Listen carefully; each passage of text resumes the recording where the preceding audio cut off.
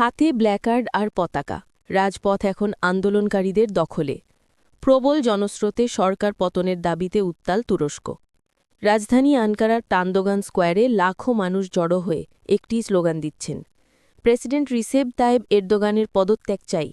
প্রধান বিরোধী দল রিপাবলিক পিপুলস পার্টির ডাকে এই সমাবেশে কয়েক লাখ মানুষ অংশ নেন।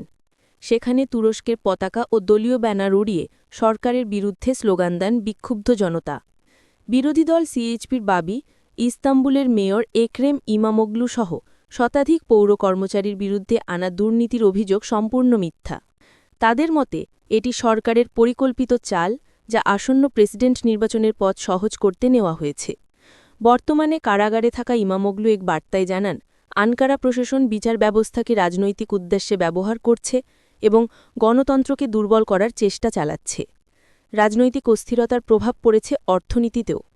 মুদ্রা লীলার ক্রমাগত দরপতন ও সংকটে নড়বড়ে হয়ে পড়েছে তুরস্কের অর্থনীতি। এর মধ্যেই বিরোধী দলের পক্ষ থেকে সরাসরি পতনের ডাক উঠেছে প্রেসিডেন্ট এরদোগানের বিরুদ্ধে।